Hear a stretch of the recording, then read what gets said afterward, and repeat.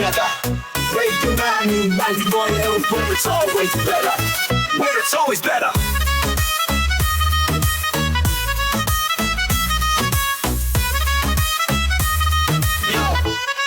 Yo, सुबह का सूरज या शाम का रंग, we bring you joy हर जुबान का धन.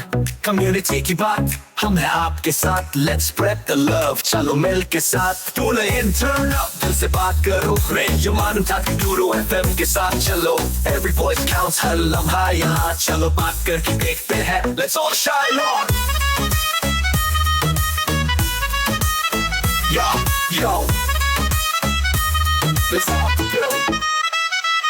सेहत की बात और dreams to share. Radio Manu 92 FM, we're always there. From unity to joy, we bring the light. Every word, every tune makes everything right. Listen up, it's time to unite. Radio Manu 92 FM, shining bright. Dill se suno, we love and care. Chalo baat karke dekhte hain, let's take it there. So come along for the ride. Radio Manu 92 FM, we're by your side. चलो बात करके देखते हैं. Your voice, your guide.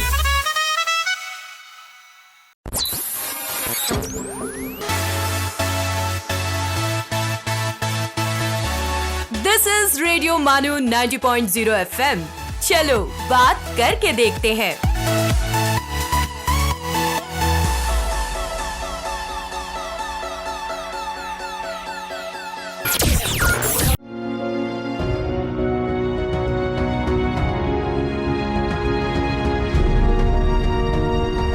ये है radio मानू 90.0 FM. पेश है उर्दू नामा.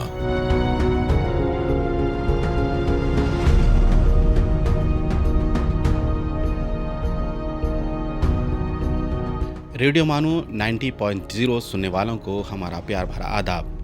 दोस्तों, उर्दू सिर्फ एक ज़बान का नाम नहीं बल्कि एक तर्ज़ ज़िंदगी और एक पूरी तहज़ीब का नाम है. इस तारीख़ी विरसे ने न सिर्फ हमारी अखलाक़ी तरबियत की बल्कि हमारे मुस्तक़बिल की तामीर और नस्ल नौ की तरबियत में अपना नाकाबिल फ़रामोश किरदार अदा किया. जद्दोजहद आज़ादी में भी उर्दू के मतवालों ने बढ़ चढ़ कर हिस्सा लिया. इस प्रोग्राम का मकसद उर्दू ज़बान व अदब के ऐसे ही तारीख़ी पहलुओं को आपसे रूबरू कराना है. इस प्रोग्राम में हम उर्दू तहज़ीब और दीगर फ़नून से हमारे इन्हीं रिश्तों का अहाता किया जाएगा.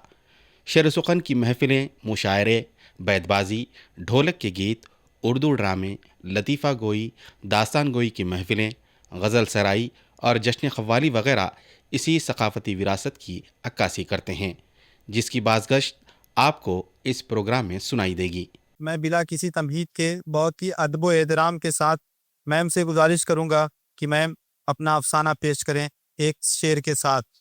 सुना है बोले तो बातों से फूल झड़ते हैं, सुना है बोले तो बातों से फूल झड़ते हैं, ये बात है तो चलो बात करके देखते हैं.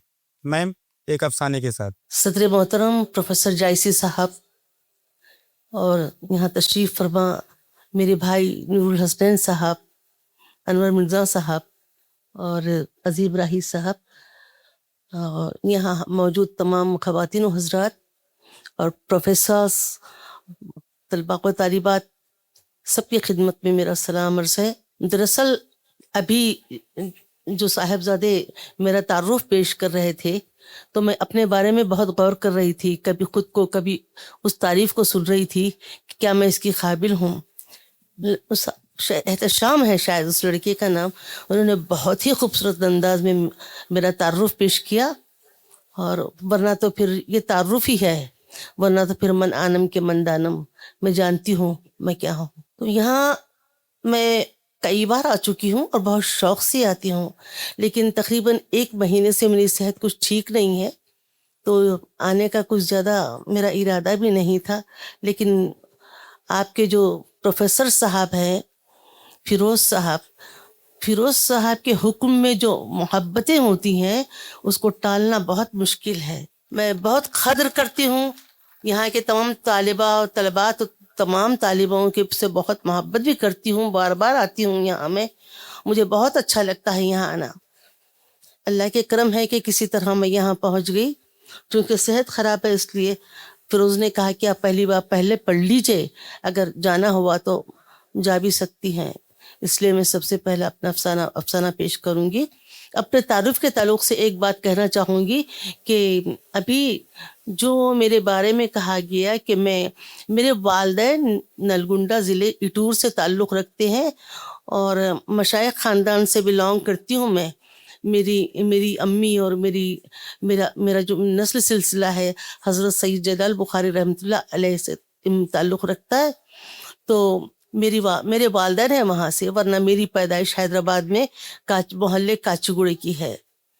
और दूसरी अहम बात यह है कि मेरी तारीख़ पैदाइश 1950 है और सारी जो भी यहाँ पे पेश की गई सारे वाक़यात सही हैं अल्हम्दुलिल्लाह। मैं बहुत हैरान हूँ कि इन्हें इतने डिटेल तफसीलात कहाँ से मिली जो इन्होंने इतना सारा लिख दिया, और जितनी तारीफ़ की है उतनी काबिल तो नहीं हूँ। अल्लाह करे कि आप तमाम की उम्मीदों पे पूरा उतरूँ। ज़िंदगी इतनी तो गुज़र गई, अब थोड़ी सी बाकी है। बच्चों चिरागे सहरी हूँ, पता नहीं कब तक अल्लाह ताला मौका दिया, कोशिश करती रहूँगी इंशाअल्लाह ताला। इससे पहले मैं जब यहाँ आई थी तो मुझे याद है मैं बुज़ुर्गों के मसाइल पे एक अफसाना पेश की थी। ख़वातीनो हज़रात और प्यारे बच्चों बच्चियों, आज मैं आपको दहशत गर्दी पे एक अफसाना सुनाती हूँ जिसमें ममता का जो रोल है वो आप देखिए, और इसमें जो निसाई बयानियाँ हैं उस पे गौर कीजिए कि ये निसाई बयानियाँ जो है ये एक औरत ही का हक़ होता है। मेरे अफसाने का उन्वान है तलब। कल रात मेरा बेटा आया था खाकी वर्दी में, अगरचे कि वो सर पर पटका बांधा हुआ था। उसके घूंघरियाले बाल उसके पेशानी पर खजाना सीधा बेलडोरों की तरह झूल रहे थे। कंधे से बंदूक लटकी हुई थी और कबर पर कारतूसों का पट्टा था। उसकी सूरत पर नाउमीदियों के साए इतने गहरे थे कि उसकी गोरी रंगत गहरी भूरी हो गई थी और आंखें यास और हसरत से फैली हुई थी। वो बड़ी बड़ी आंखें जिनमें मेरी सारी कायनात समाई हुई थी अंधे कुएं से लगती थी। घनी पलकों पर दश्त का साया लर्जा था। अम्मा भूख लगी है, यही तो सुना था मैंने। पिछले 2-3 महीनों से मैं इसी तरह उसकी पसंद का खाना बनाए दरीचे में बैठे उसका इंतजार करती हूँ। 10 बरस, पूरे 10 बरस, कोई मामूली वक्फा नहीं होता। पूरे 10 बरस बाद उसकी आवाज़ सुनी थी, फिर भी पहचान गई थी। यकीनन वो मेरा बेटा ही था, क्योंकि जब उसने निदा दी अम्मा, मैंने अपने अंदर एक तूफान की आमद का एहसास किया। दिल बेकाबू होकर गूंजने लगा। बदन के रेशे रेशे में जिंदगी दौड़ गई और ममता शोरी ज़दा हो गई। मैंने अपनी छातियों को छूकर देखा, ममता में बाढ़ आई हुई थी। मैं लपक कर दरीचे तक पहुंच गई। बाहर एक हायोला सा खड़ा था। मैंने लाइट का स्विच ऑन किया और बस एक नज़र देखा। वो खाकी वर्दी में था, कंधे से बंदूक लटकी हुई थी। उसने निहायत सुरअत से खुद को अंधेरे में छिपा लिया था। बाहर घुप अंधेरा था, कुछ दिखाई न देता था। ये कायक दूर कहीं फौजी ट्रक्स की घड़घड़ाहट सुनाई देने लगी। फिर तो चश्मे ज़दन में सब कुछ गायब था। बस वो लम्हा मेरी आंखों में इंतजार बनकर समा गया। अम्मा भूख लगी है, ये जुमला मेरी जिंदगी का वजीफा बन गया। यास में डूबा लहजा, खुश्क जबान और कांटे भरे हल्क से निकले उसके टूटे फूटे लफ्ज, मेरा बेटा, मेरा हुसैन। आज सुबह से मेरी तबीयत बहुत बड़ी बेचैन थी। मैं एक अजीब कैफियत से गुजर रही थी। पड़ोस की हलीमा खाला का लाया खाना यूं ही पड़ा था। सुबह से एक खील भी उड़कर मेरे मुंह में नहीं गई थी। दोस्तों, अब वक्त हो चला है एक ब्रेक का। ब्रेक के बाद आपसे दोबारा मुलाकात होगी। You are listening to Urdu Nama, Radio Manu 90.0 FM show on Urdu culture.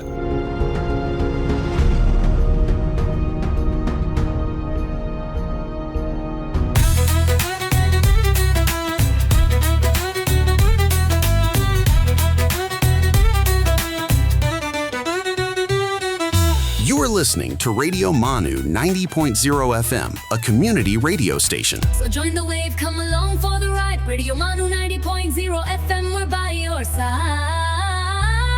चलो बात करके देखते हैं. Your voice, your guide.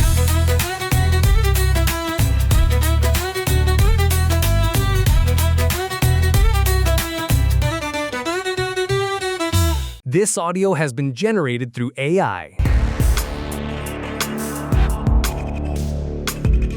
Let's listen to History's Mysteries. आदाब दोस्तों, आप सुन रहे हैं रेडियो मानू 90.0 FM। आइए आज हिस्ट्रीज मिस्ट्रीज में जानते हैं मड ब्रिक्स यानी कच्ची मिट्टी की ईंटों की कहानी। दोस्तों, मड ब्रिक असल में मिट्टी, पानी और अक्सर रेत या भूसे जैसे ऑर्गेनिक मटेरियल को मिलाकर बनाई जाने वाली ईंट होती है। इस मिक्सचर को सांचे में डालकर शेप दिया जाता था और फिर आमतौर पर धूप में सुखाया जाता था। लेकिन ये टेक्निक कितनी पुरानी है? इसका जवाब हमें ले जाता है लगभग 9000 साल पहले के जेरिको तक। आज के वेस्ट बैंक के टेल एल सुल्तान आर्कियोलॉजिकल साइट पर प्री पॉटरी नियोलिथिक दौर के लोग मड ब्रिक्स से अपने घर बनाते थे। ये ईंटें धूप में सुखाकर और मड मॉर्टर की मदद से जोड़ी जाती थीं। और हैरत की बात यह है कि ये वो जमाना था जब पॉटरी का इस्तेमाल भी आम नहीं हुआ था। यानी इंसान ने मिट्टी को बर्तन बनाने से पहले ही नहीं बल्कि अपने घर बनाने के लिए भी एक कंस्ट्रक्शन मटेरियल के तौर पर इस्तेमाल करना शुरू कर दिया था। मड ब्रिक टेक्नोलॉजी धीरे धीरे मेसोपोटामिया और पूरे एंशिएंट नियर ईस्ट में फैली। वहाँ मिट्टी और पानी की फरावानी और पत्थर की कमी की वजह से मड ब्रिक कंस्ट्रक्शन काफ़ी अहम बन गया। फिर यही टेक्निक साउथ एशिया तक भी पहुंची। भारत के करीब मेहरगढ़ में लगभग 7000 BCE से मड ब्रिक हाउसेस के एविडेंस मिलते हैं। बाद में इंडस वैली सिविलाइजेशन के कई सेटलमेंट्स में भी एयर ड्राइड मड ब्रिक्स का इस्तेमाल हुआ। जैसे जैसे सिविलाइजेशंस तरक्की करती गईं, ईंटों के शेप्स और साइजेस को स्टैंडर्डाइज किया गया। बाद में फायर्ड ब्रिक्स यानी भट्टी में पकाई हुई ईंटों का इस्तेमाल भी शुरू हुआ। इससे कंस्ट्रक्शन और ज्यादा मजबूत और ड्यूरेबल हो गई। लेकिन मड ब्रिक की कहानी यहीं खत्म नहीं होती। आज भी दुनिया के कई हिस्सों में ट्रेडिशनल मड ब्रिक कंस्ट्रक्शन देखी जा सकती है। ये सस्ती, आसानी से दस्तयाब और गर्म इलाकों के लिए काफ़ी मुफीद बिल्डिंग मटेरियल हो सकती है। तो दोस्तों, मड ब्रिक सिर्फ मिट्टी की एक ईंट नहीं है, ये इंसान के उस पहले कदम की कहानी है जब उसने कुदरत से मिलने वाले सादा वसीलों को इस्तेमाल करके अपने लिए मुस्तकिल घर और बस्तियां बनाना शुरू किया। दोस्तों, आज के हिस्ट्रीज मिस्ट्रीज में फिलहाल इतना ही। अगली मुलाकात में फिर लेकर आएंगे तारीख के पन्नों से एक और हैरत अंगेज इन्वेंशन, डिस्कवरी या हिस्टोरिकल इवेंट की कहानी। तब तक के लिए सुनते रहिए रेडियो मानू 90.0 FM। चलो बात करके देखते हैं। आप सुन रहे थे histories mysteries.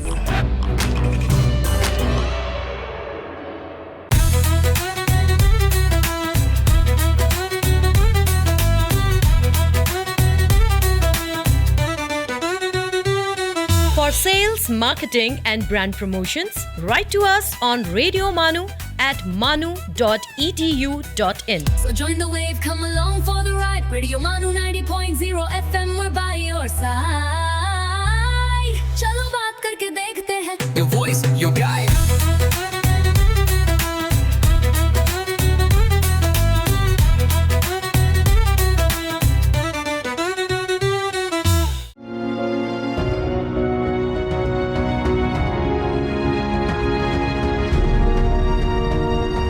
You are listening to Urdu Nama, Radio Manu 90.0 FM show on Urdu culture.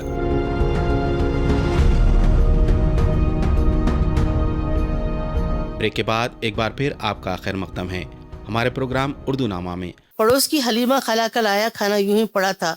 सुबह से एक खील भी उड़कर मेरे मुंह में नहीं गई थी। शाम के साथ ही मेरे हाथ पर में बरखी तवानाई आ गई थी। मैंने हुसैन की पसंद का खाना बनाया और हस्बे मामूल दरीचे से लगी बैठी रही। एक क़यामत की बेचैनी थी। दिल था कि बार बार सीना फाड़कर बाहर निकलने की धमकी देता। जज्बात की यलगार थी।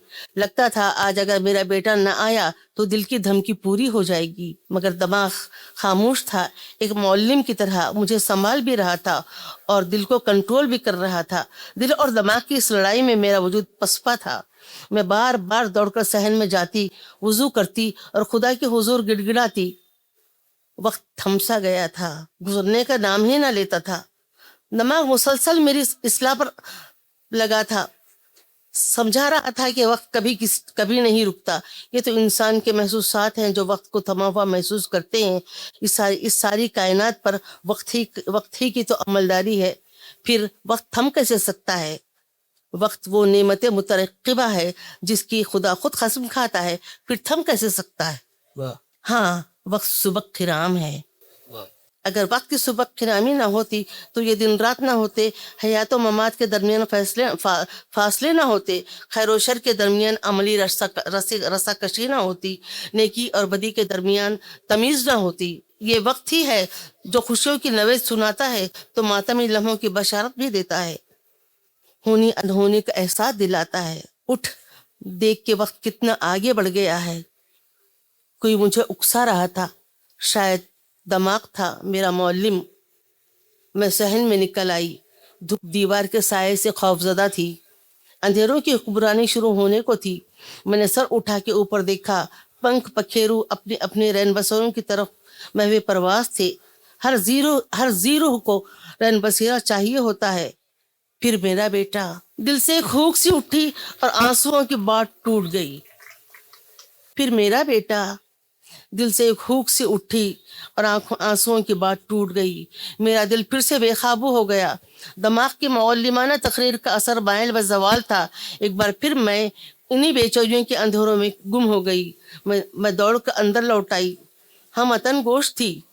पत्ता भी खड़कता तो जिस्म पर बेशुमार आंखें उभर आती. रात का एक पहर गुजर चुका था. शायद दिल की नवेद साबित होने को थी. दूर कहीं से फौजी बूट्स की धमक सुनाई देने लगी. मैं दरीचे से चिपक कर खड़ी हो गई.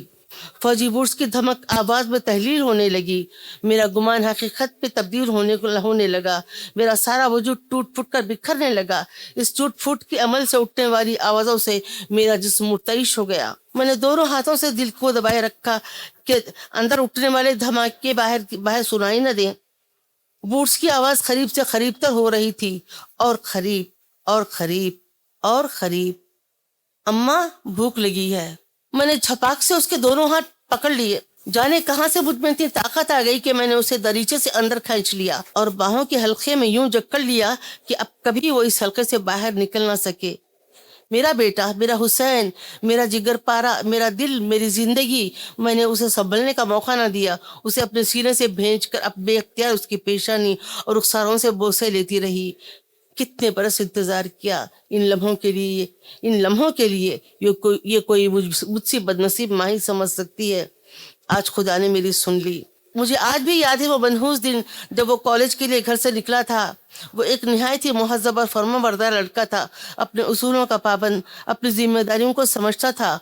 वक्त पर इबादत करता, कॉलेज जाता, दोस्तों से मिलता, माँ बाप के साथ अपना वक्त बिताता, हत्ता कि बावर्ची खाने में मेरा हाथ बटाता. कॉलेज से वक्त मुकर्ररा पर घर भी वापस आ जाता. मगर उस मनहूस दिन घर से जो निकला तो लौटकर कभी वापस ना आया, और लौटने का इंतजार हमारा मुकद्दर बन गया. उसकी तलाश में उसके बाप ने जमीन आसमान एक कर दिए. सरकार की मदद ली, कोई कोशिश बराबर न हुई. उल्टा पुलिस हमारे पीछे पड़ गई और हर लम्हा हम पर नजर रखने लगी. वो जानता था कि मैं उसकी जुदाई बर्दाश्त नहीं कर सकती. मैं मर जाऊंगी उसके बगैर. नहीं, वो इस कदर लापरवाह नहीं हो सकता. उसके साथ जरूर कुछ हुआ है. मौलवी साहब, हाँ हुआ है. खुदा की मर्जी जानो. कभी कभी मौलवी साहब मेरी बातों से झिल्ला जाते.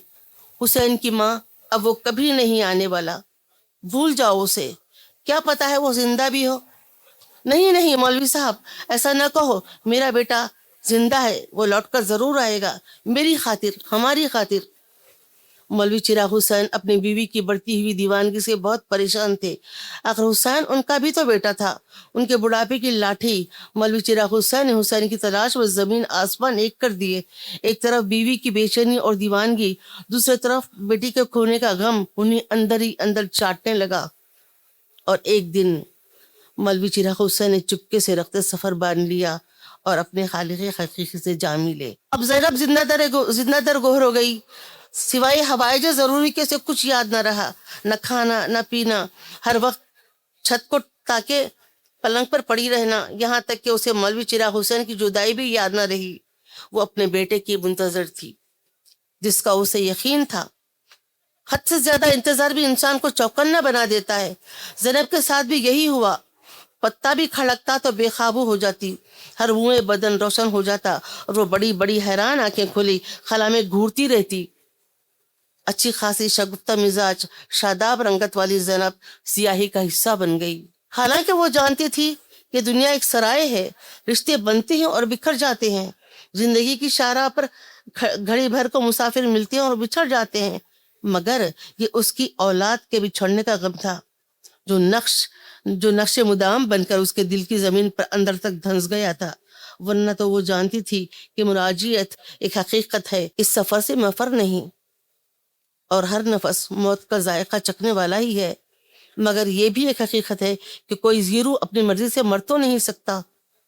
موت کا وقت معین ہے. زینب بھی زندہ رہی مگر لاش بن کر. سچ تو یہ ہے کہ زینب کو حسین کے ملنے کا یقین اتنا گہرا تھا کہ وہ مرنا بھی نہیں چاہتی تھی. اگرچہ کہ زندگی موت سے بدتر تھی, پاس پڑوس کے لوگ اس کی ذہنیت پر شک کرنے لگے تھے. دراصل نہ تو وہ پگلی تھی اور نہ مقبوط الحواس, وہ تو بس دیوانی تھی ممتا کی, اپنے بیٹی کی محبت کی. ایسی محبت جو عشق کا مقام حاصل کر چکی تھی. وہ پاگل بالکل نہیں تھی. وقت پر عبادت کرنا, تلاوت قرآن پاک سے اپنی روح کو غذا پہنچانا اس کے معمول میں شامل تھا. کبھی کبھی وہ اس قدر ہوشمندانہ باتیں کرتی کہ جو لوگ اسے ذہنی بیمار سمجھتے تھے شرمندہ ہو جاتے. دوستو اب وقت ہو چلا ہے ایک بریک کا. بریک کے بعد آپ سے دوبارہ ملاقات ہوگی. آپ سن رہے ہیں اردو نامہ, ریڈیو مانو 90.0 FM کا Urdu culture show.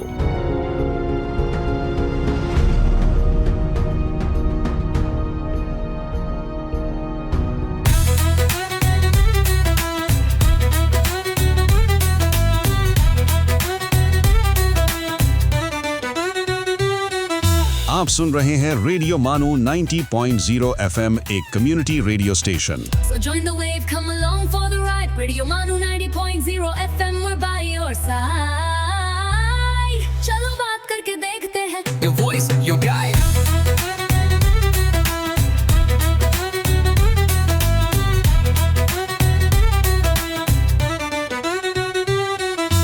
This audio has been generated through AI.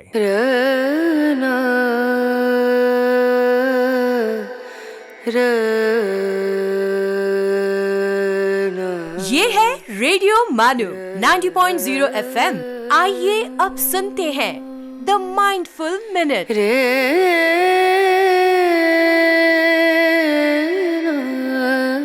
سوچنا روح کی اپنے آپ سے گفتگو ہے. افلاطون.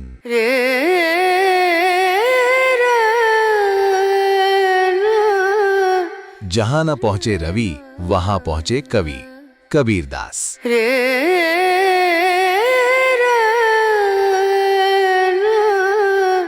What is written without effort is in general read without pleasure.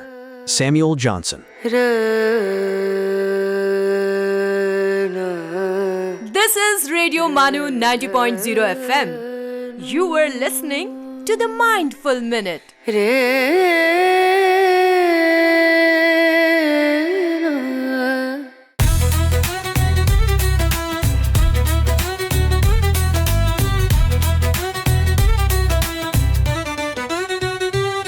Sales, marketing اور برانڈ پروموشنز کے لیے ہم سے رابطہ کریں. radiomanu@manu.edu.in per. So join the wave, come along for the ride. Radio Manu 90.0 FM, we're by your side. चलो बात करके देखते हैं. Your voice, your guide.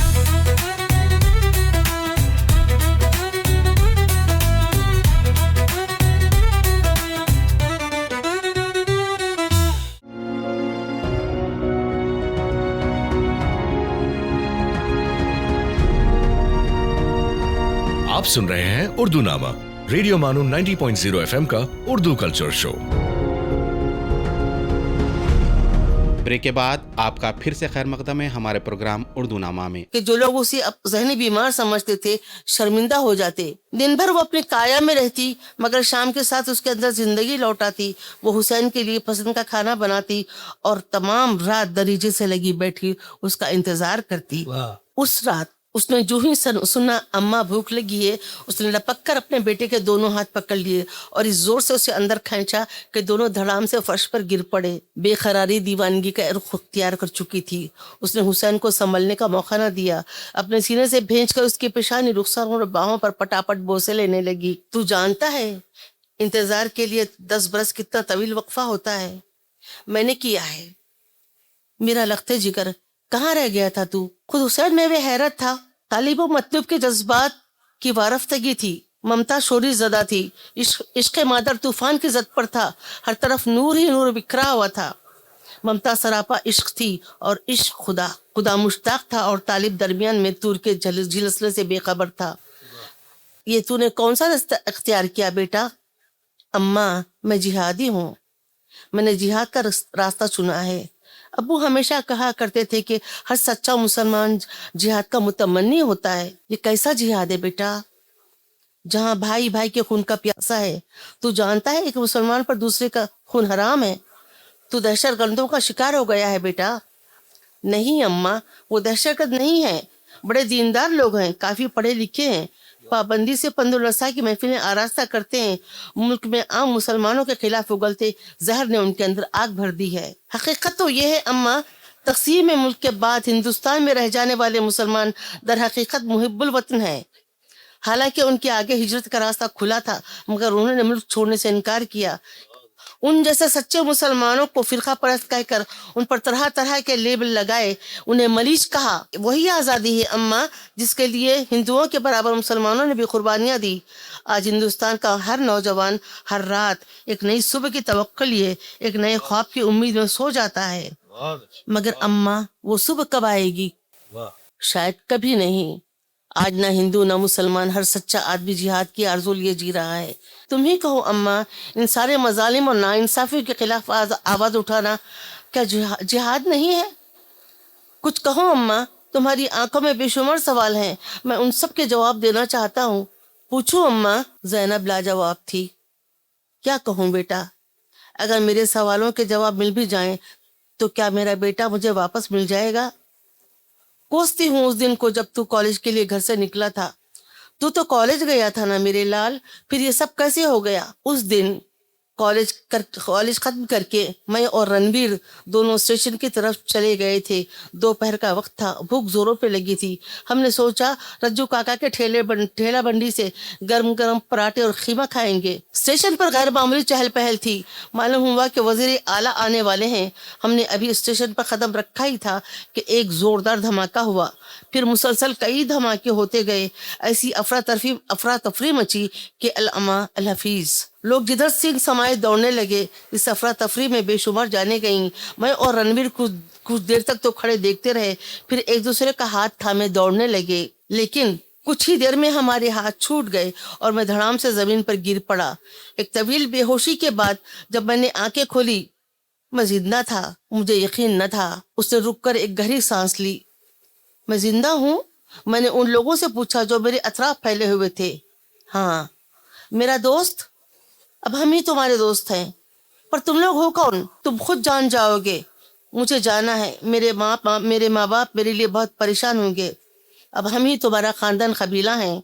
बस वो दिन और आज का दिन, उन लोगों ने मेरे साथ कोई बुरा सलूक नहीं किया, बल्कि वो लोग तो ज़रूरत से ज़्यादा मेहरबान हैं। उन्होंने मुझे और मुझ जैसे नौजवानों को जमा किया और समझाया कि जुल्म सहना और जुल्म होता देखना दोनों गुनाह है।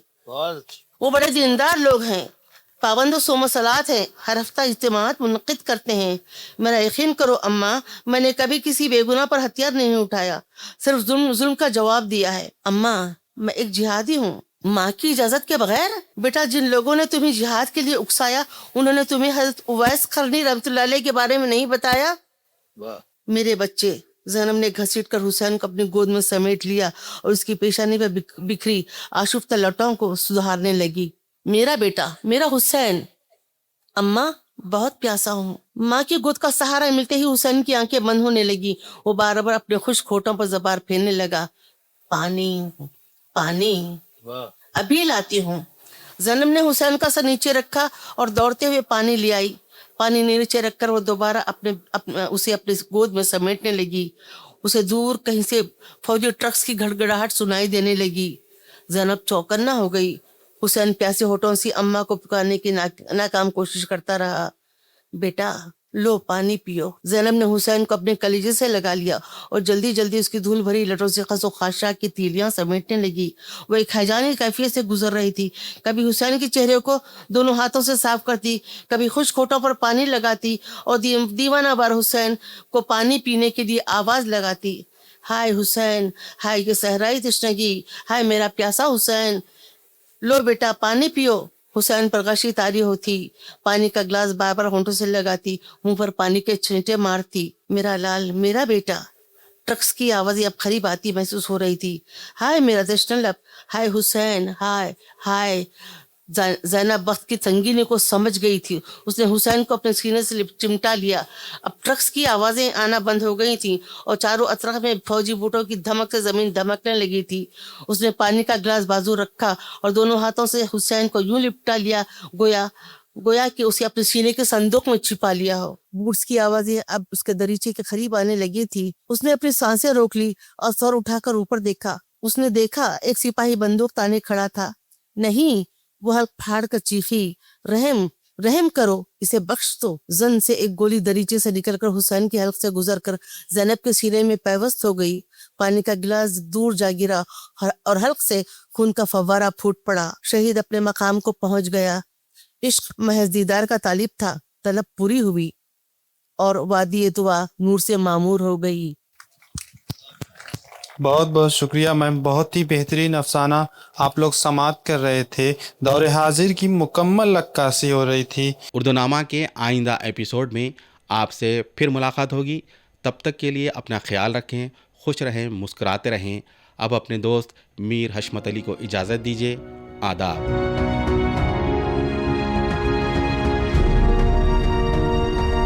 You were listening to Urdunama, Radio Manu 90.0 FM's show on Urdu culture.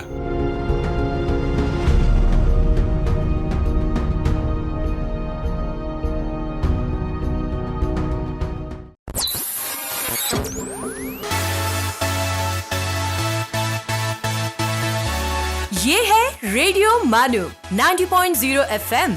चलो बात करके देखते हैं।